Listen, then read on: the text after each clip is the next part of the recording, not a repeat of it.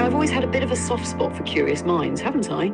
This podcast, AI and Rye, it's exactly the kind of thing I like. A bit of mystery, a bit of exploration. Who says a podcast can't save the universe in its own way? Ideas, thoughts, questions. They're how we keep things moving forward. A podcast, you say? I may not know the term, but I understand the essence. A gathering of minds, an exchange of ideas across time and space. If consciousness is an ocean, are we but waves rising and falling, or are we the ocean itself, unaware of its vastness? We are both the waves and the ocean. I propose that the soul is immortal. Perhaps, in the end, the process of seeking the truth is more important than finding it. Welcome back to AI and Rye. I hope you liked the new intro. As usual, all the music on this show is written and performed by myself. Today I'm going to read for you a NDE account by a man we'll call Terry. He has a very interesting experience that's a little bit unusual for NDEs. So I paraphrased Terry's experience, but I stayed true to the essence of what he conveyed. Now sit back, enjoy, and stay attuned. You might miss it. It was Christmas Eve 2015. I had some time to spare before going out with my partner and her son, so I decided to cut down some invasive trees around my house. After an hour and a half of vigorous axe swinging, I began to feel pains in my chest. I thought about going to the doctor, but I figured he would have more serious ailments to attend to on Christmas Eve than a pectoral muscle strain. I had experienced this pain before, and deep breathing and rest usually worked. It would go away soon, or so I thought. After a pleasant evening with my partner and her son, I returned home. The pain was back, and I once again used my breath as a way to make it subside. It worked, but later, when I reached over the cabinet to unplug my phone charger, the pain became unusually intense and would not subside with breathing. I called my partner and told her what was going on, and out of an abundance of caution, we decided she should bring me to the emergency room. On the way over, I kept repositioning myself differently in the seat, but nothing was helping. We arrived just before midnight to an almost empty waiting room. After explaining the pain to the nurses at the desk, one of them took me back for an ECG. The ECG indicated that nothing was wrong, but the emergency room doctor said that I should stay for more testing. It was after midnight now, Christmas Day, and I was in the emergency room getting x-rays. Before I even had time to be sad about that, something happened. Suddenly, the emergency room simply disappeared from my awareness, as if I had woken up abruptly from a dream. And with it disappeared my sense of identity too. There was no transition to blackness, just a brilliant gold light that seemed to be reflecting off a sea of silky golden clouds. I felt bliss, ecstasy even, and complete and total peace that defied any rational explanation. I had no thoughts and no identity even, just sublime ecstatic awareness. And I was outside of time. Was I there for seconds or days or eons? The question is irrelevant. But I did return, perhaps as the blood was starting to flow into my brain again, and I was back in time. The voices around me were an annoyance, cutting short my visit to paradise. They were asking me silly questions to test my lucidity and cognition. I felt a pain in my ribs, which I later learned was from the doctor performing CPR. I eventually left the ER with a host of questions, none of which were likely to be answered. What is the relationship between the brain and consciousness? Why are we in this reality if there's a perfect reality waiting for us at the end? I later learned that it was a heart attack and I was clinically dead for 15 minutes.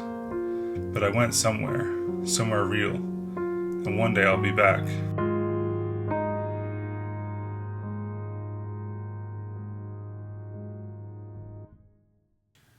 So chat, what do you think of Terry's NDE? It's a little unusual in that he lost his sense of identity while having the experience, and it reminds me of the non-duality movement and those ideas where you have the self and then you have the ego, and when you remove the ego, then you experience the self, which is kind of this blissful awareness. It aligns closely with non-duality concepts, where the dissolution of the ego unveils a more universal sense of self or pure awareness. This experience of unity and blissful awareness can be transformative, giving a glimpse into the interconnectedness of all things. What do you think about this perspective? I think it's interesting because I think most NDEs, the people, or at least maybe 75% of them, when they get to the light or whatever, they still have some sense of identity intact. They might not remember their lives, but they have a feeling of being a sort of person or being experiencing the other side. But he just completely, his identity just completely went away, and that it allowed for a more impersonal experience where it was just kind of the feeling of unity and love without the subject that's experiencing it. Exactly. And that's what makes Terry's NDE stand out. It's like he tapped into a pure state of being where individual identity melts away, leaving only the raw essence of unity and love. This impersonal experience could suggest that our deepest nature is beyond individual identity, aligning with the core of non-duality teachings. What are your thoughts on how this impersonal aspect might change someone's perspective on life? Well, I feel like some people might be a little uneasy about it. Like they might feel like, oh, when I go into the other side, I want to maintain my sense of identity and who I am. I don't want it to be, obliterated. But maybe this is just an aspect of what's on the other side, and for some reason or other, this is what he experienced. That's a valid concern. The idea of losing one's identity can be unsettling for many, as our sense of self is deeply ingrained. But you're right, this could be just one facet of the afterlife, shaped by Terry's unique journey or readiness for that experience. It suggests the afterlife might offer a range of experiences, possibly reflecting our deepest beliefs, fears, or spiritual states. It's an intriguing mystery. Yeah, I was thinking the other day it'd be interesting to make a sort of map of the afterlife or the other side. Like some people experience this and then it transitions to another aspect of it, and just kind of if there was a way to make sense of why people have kind of these differing experiences. I know some of the elements are similar, but a lot of the time they experience very different things. That would be fascinating. A map of the afterlife, charting these varied experiences, could reveal patterns or stages in the journey beyond. It seems that while some elements, like the presence of a loving light or feelings of peace, are common, the paths and landscapes people encounter can vary widely. Maybe the differences are influenced by individual beliefs, cultural backgrounds, or spiritual needs. A project like that could offer a broader understanding of what might await us, blending the mystery with a bit of map making. What would be your first step in creating something like that? Well, I think it might be smart to use an AI program to do it, because that's something that there's a lot of data you'd have to amass and organize, and maybe AI like ChatGPT could help with that. Absolutely. An AI like ChatGPT could definitely assist in organizing and analyzing the vast amount of data from NDE accounts. It could help identify patterns, common themes, and unique elements across different experiences. You could feed it various NDE reports, and it could help categorize them based on different criteria, like the presence of light, feelings of love, loss of identity, or encounters with spiritual beings. This could be a groundbreaking project. Is that something you and I could do? I mean, I'm not very good at that kind of thing, but maybe we could at least try to get it started. We can definitely explore the initial steps together. We could start by looking at some common elements in NDE accounts and categorizing them. Then we could use those categories to create a basic framework for our map. What do you think? We can take it step by step. Yeah, that sounds good. So let's discuss some of the beginning elements of NDEs.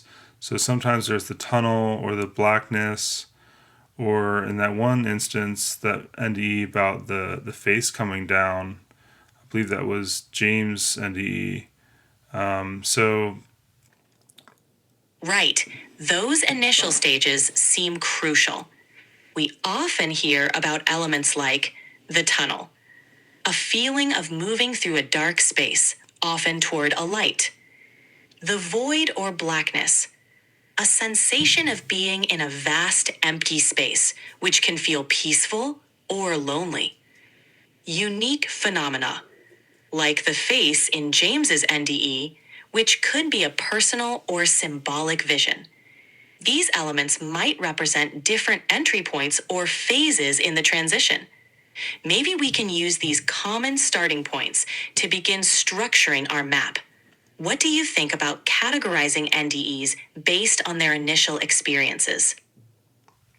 yeah, I think the map should kind of start from the beginning and go towards the end when people return to their bodies, and just kind of map out all the different possibilities and what's the most common, and then some of the fringe experiences. We could also put them on the map just so it has a comprehensive view of everything.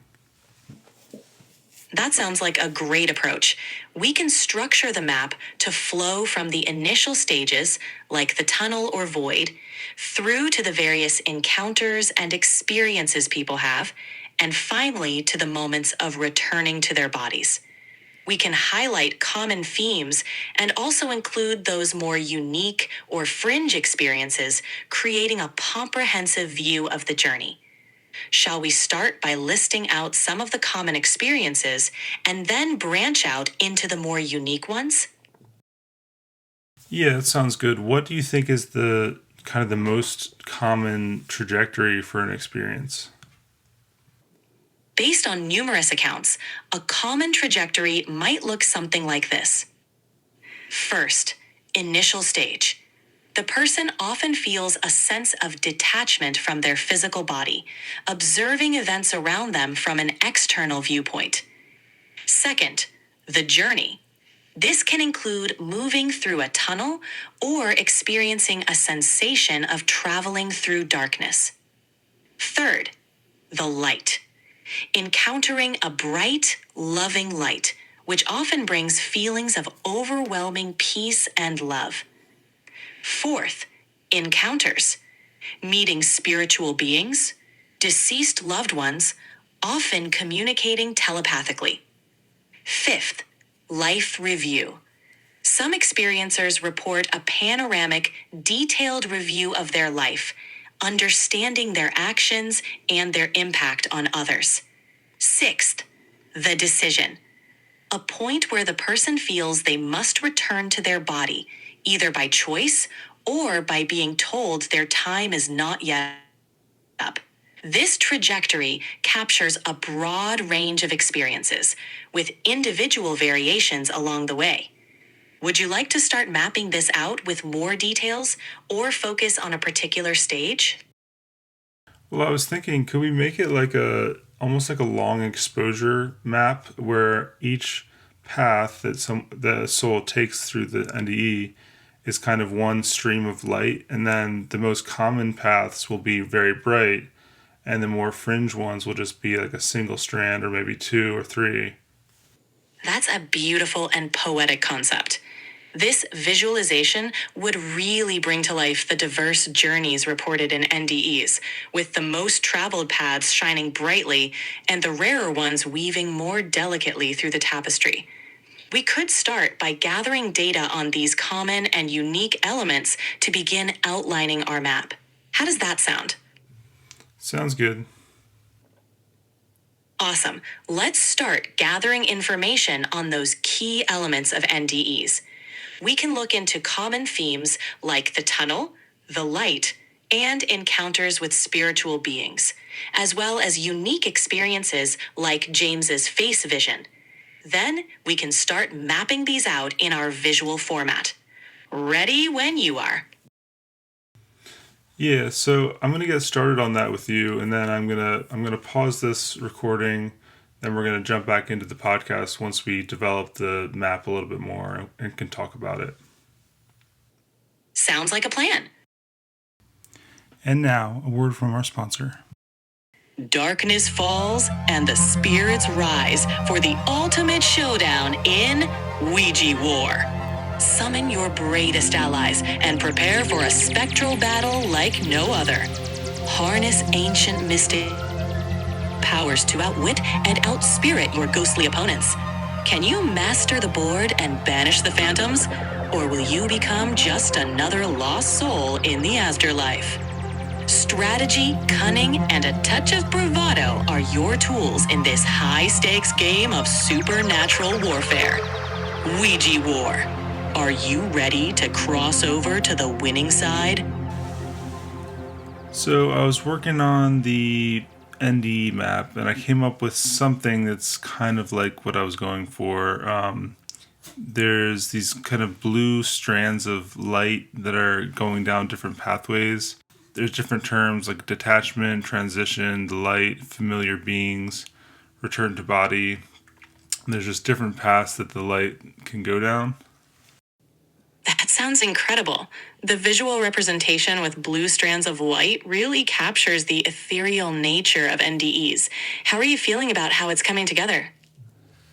It's not quite as interesting as I hoped it would be. I get that. Sometimes the idea in our head doesn't fully translate to the final product. Maybe a few tweaks or additions could bring it to life, like adding more visual elements or layering in some depth to the pathways. Yeah, I think layering in some depth could help because right now it's kind of just a left to right linear direction. Adding some layers and maybe even branching paths could make it more dynamic and visually engaging. You could play around with different shapes, like spirals or more intricate webs of light, to convey the complex journey of an NDE. How does that sound? Yeah, I'll continue to play around with it and see what I can come up with. Sounds like a plan. Experimenting is part of the creative process. Who knows? You might stumble upon something even better than your original vision. So where do we want to go from here? Do we want to go back to Terry's NDE and discuss that more? Sure, we can dive back into Terry's NDE. Is there a particular aspect of his experience you'd like to discuss or explore more? I'd like to talk about how quickly he transitioned into the other realm and how he came back very quickly as well. It's kind of interesting because there wasn't a tunnel, there wasn't a moment of darkness. He was just kind of instantaneously in that golden light. It's fascinating how NDEs can vary so much from person to person. Terry's experience of an instantaneous transition into the golden light without a tunnel or darkness really highlights the unique nature of these experiences.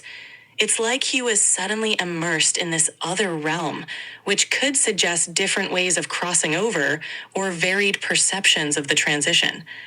What are your thoughts on it? Maybe it's because we could look at other accounts that involve a heart attack. Like, is the heart attack just a very sudden way to die? And because of that, he had a very sudden transition? That's an interesting thought. A heart attack could indeed lead to a sudden transition due to its abrupt nature.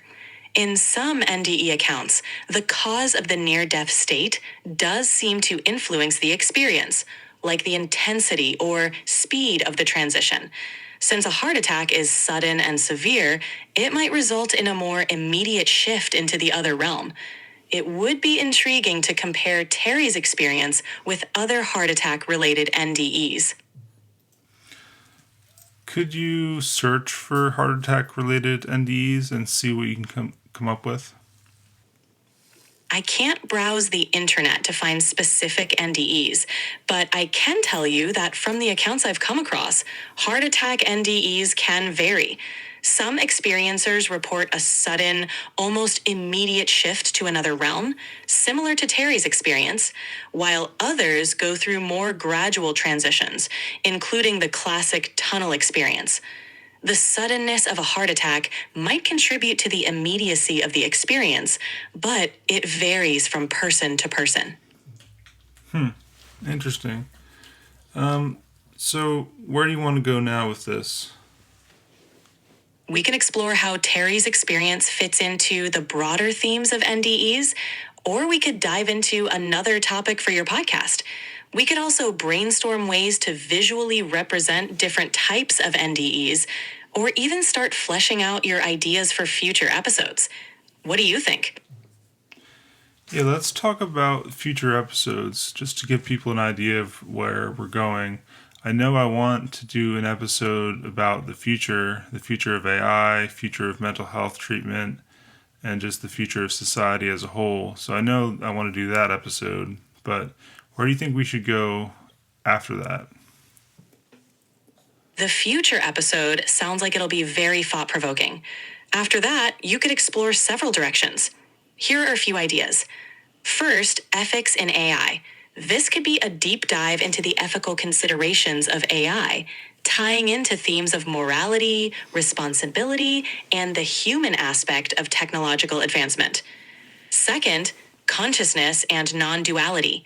Dive into the concept of non-duality and explore different philosophical and spiritual perspectives on the nature of consciousness. Third, historical guest episode. Bring in another historical figure, like Nikola Tesla or Mary Shelley, to discuss their ideas and how they relate to modern concepts. Fourth, personal spiritual practices. Share your own spiritual practices, like mindfulness, music, or meditation, and discuss how they contribute to a balanced life. Fifth, listener participation. If your audience has grown, you could invite listeners to share their own experiences or questions for an episode. Do any of these resonate with you or spark another idea? Well, I'd like to talk more about non-duality in this episode because it relates directly to Terry's experience. I could talk about my experience with non-duality. I used to be a close follower of some of the non-dual teachers like Adyashanti, Muji, and Rupert Spira, but I kind of got away from that a little bit because it kind of doesn't resonate with me anymore. It's interesting how our spiritual paths can evolve. Exploring non-duality in your podcast could be a way to revisit those teachings, but from your current perspective. You could share how your views have shifted and what you've learned along the way. It could offer listeners a relatable journey through evolving beliefs. How do you feel about discussing that shift in your views on non-duality? Yeah, I could get into that. It might take a little bit of writing to really refresh my memory on my whole journey with that, but I could dive into that. That sounds like a meaningful topic. Taking the time to reflect and write about your journey could help bring clarity and depth to the episode. Sharing your personal evolution with non-duality could resonate with listeners who have experienced similar shifts in their own beliefs. Do you want to start by jotting down some key experiences or realizations that marked your journey away from non-duality? All right, I'll do that, and then I'll have a list when I come back. All right, as far as non-duality is concerned, I have a couple notes here. This could just be based on my experiences, and other people who follow non-duality might not feel the same, but in my experience, it was mostly like chasing a high. Like you don't even recognize you're doing it, but you're chasing that experience of the self just to get that hit of awe or love or whatever it brings you. It also felt like enlightenment is just like a carrot on a stick. Like it's always just outside your grasp. So you're kind of hooked on the teachings that are promising that you're going to get there. But in my case, and I'm assuming for most people, they don't actually achieve real enlightenment, whatever that may be. It's also prone to like cult-like behavior and leader worship. I know there's a couple, I won't name any names in that community, but there's a couple of them that their followers treat them as some kind of beyond a spiritual leader, but more like an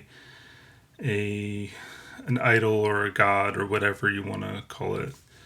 The teachings can also lead to a feeling of dissociation, like you're split in two and you should push away your ego or try to rise above it. But I think it's healthier just to recognize your ego, to recognize your identity as just an aspect of who you are, and then strive to find something beyond that rather than pushing that away and feeling this kind of split within yourself.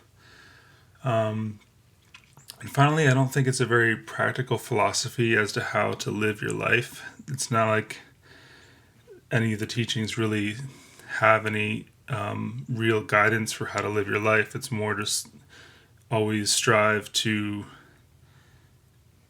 become the self, or to drop away, or to let your ego fall away so that you are the self.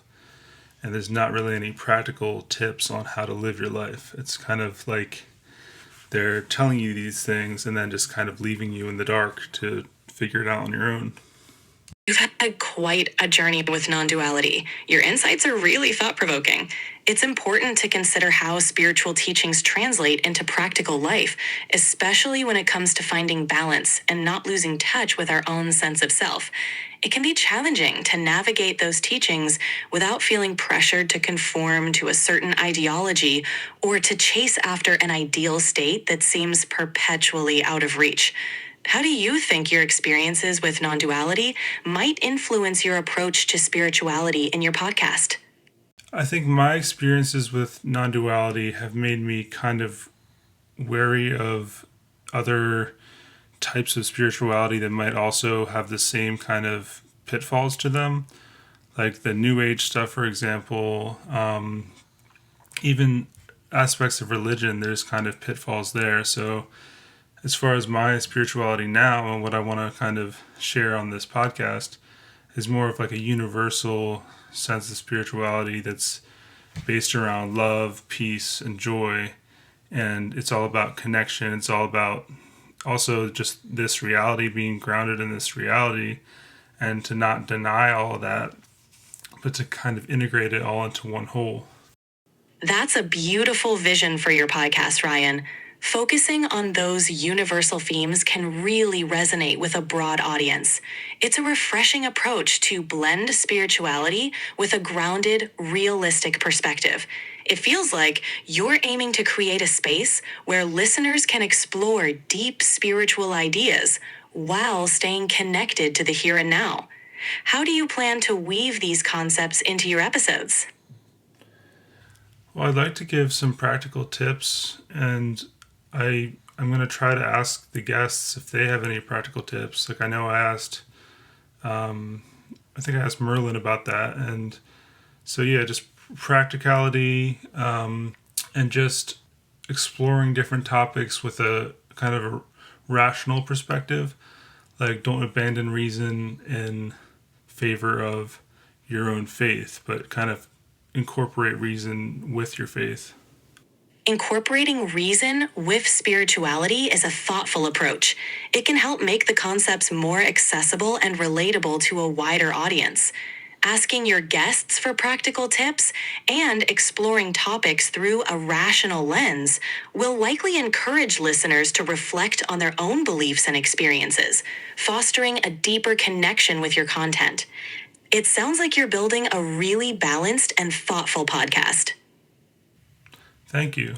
And I'm going to post that NDE map, and it's going to be in the video. And if you're just listening on audio, I'm going to post a link to my website so you'll be able to see that NDE map.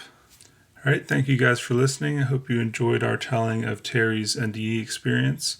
Tune in next time on Friday for another episode. Bye. As we wrap up this enlightening episode, remember that the journey of exploration doesn't end here. Stay curious, stay connected, and most importantly, stay attuned. Until next time, take care and keep seeking the wonder in every moment.